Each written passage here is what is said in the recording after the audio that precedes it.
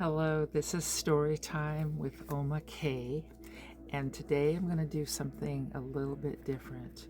This is something that my mom had written. It's a rough draft of an experience that she had when she was a young adult, right after World War II, 1950, when the Soviets were in charge of the place where she was living. It was not a friendly experience for her, but I think it's part of our heritage, and we need to know what life was like. So here I'll read this. This is not October 1950. While working, and this is Oma Inge Lampert sharing her thoughts here. While working across the street from my parents' home as a hostess in a restaurant, I was given an hour for a rest. I went into my parents' home. I saw my older sister with a man unknown to me. My brother-in-law was not home at the time. They were living with my parents because there was a shortage of real estate.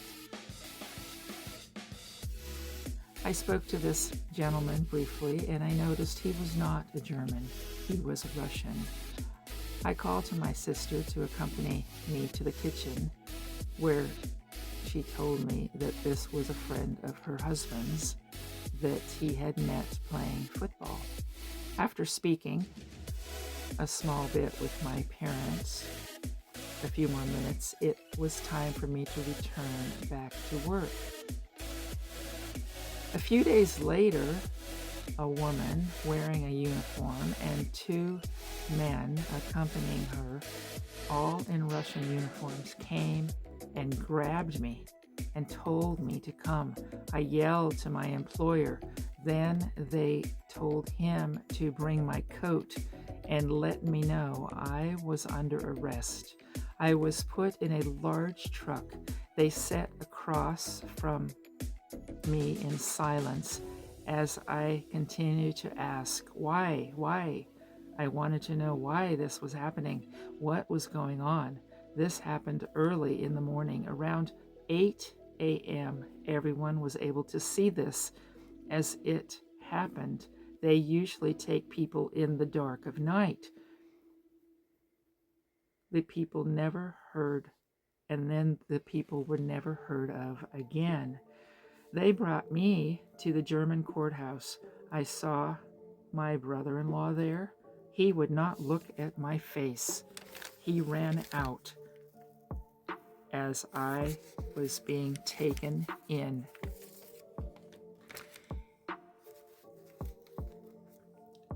He had lied on me and said I was the girlfriend of the Russian I had seen at my parents' home a few days before.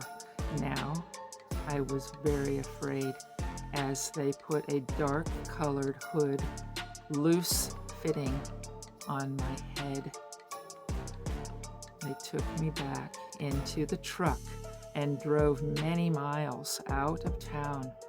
When the truck stopped, I were taken downstairs into a cellar. My hood was removed and I were pushed into a jail cell. No one would talk to me for 3 nights and days. I laid on the hard, bare wooden bed.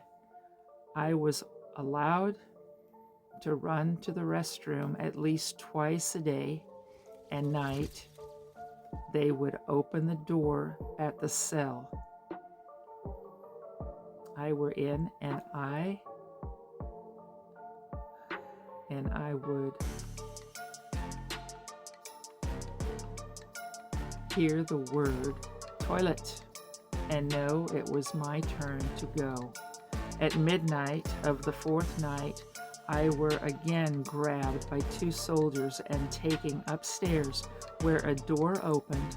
I was taken to a chair and pushed down on it. A bright light shined in my eyes and blinded me, but I could hear the door closing behind me. I could recognize the voice of the officer that came to my place of employment to arrest me, as she asked me how many stars did my boyfriend have on his uniform. And I replied, "What man? What boyfriend? I don't know any such man. How long had I known him?" Ask a lot of questions about him to me, and I said the same thing. I don't know anything. I were asked if I went to the neighboring city with him. I said, "No, I don't know him. I didn't go anywhere with him." I was taken back to the cell when I heard the sound of a Polish woman singing loud in another cell. I could see that it was now daylight through a very small window at the top of the stone wall. The glare that was showing indicated as much. Now I was taken back upstairs where the interrogation started again. At midnight, I wrote a confession stating I volunteered and came. I were treated very good showers every day, good food. I agree to never speak of that to anyone ever. I wrote a half-page long of my good experience. I signed it and found myself back into the cell. Then at 6 a.m., 2 soldiers came to my cell, took me outside through the basement to the street where I realized I had been released and free to go. I didn't know which way to go. I heard the laughter of the soldiers. I went around the corner. It was deserted. It was very early in the morning. 6 a.m., no people on the street. I looked around for where to go. I saw the steeple for the church and ran to the church. The door to the church was open. Then, when I tried to access the sanctuary, that door was locked.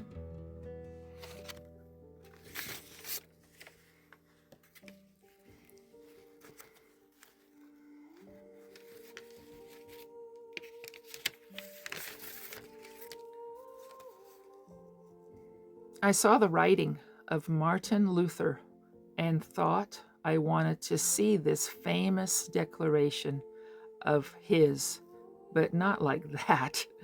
Now I was in Wittenberg, near the edge of town. I thought, what will I do now? I looked for the train tracks. After walking a little, I found the train station. I prayed, thank God I am free. Now, I had no money. I had no money for the train ticket.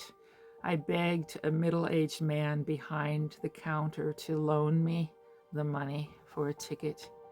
He gave me the money for that ticket. I made it back home to Troy and Breetzen. My boss was so glad to see me. They didn't know what happened to me. I went up to my room and freshened up and changed clothing and went back to work.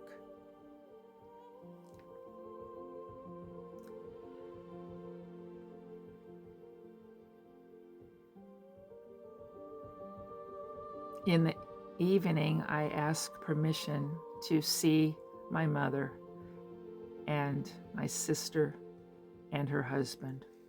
Her husband was now so glad to see me home, safe. I asked of him the man in his apartment, and he said, "Let's not talk about it." My sister said, "I had a suit for the man in the closet." I recalled at the inquiry, I was questioned about the suit. Then I went to the kitchen and visited with my parents. I asked my parents, who was the Russian man? My mom said, he is gone. My father had to go to the hospital in Potsdam for a checkup after his stomach surgery. My father went with the Russian officer as far as Babelsberg near Potsdam. He repaid my father for the ticket and went his way and disappeared. He must have escaped going on to Berlin. It dawned on me that my brother-in-law had set me up so that he himself could go free. My sister was very weak and 8 months pregnant. I was concerned to protect her. So that's the end of her writing. But what a tragedy, what a time in Eastern Germany that people were experiencing, and not many people knew about this. So every day when I consider what my mother mostly went through, what my parents went through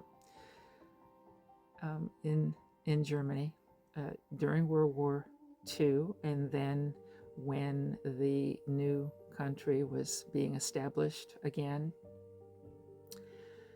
it's a tragedy. And I am very grateful that they made their way to the United States legally, and I was born in the United States. So think about your situation and your family heritage. We all have a story. Some are hidden and some are known. So you have a great day.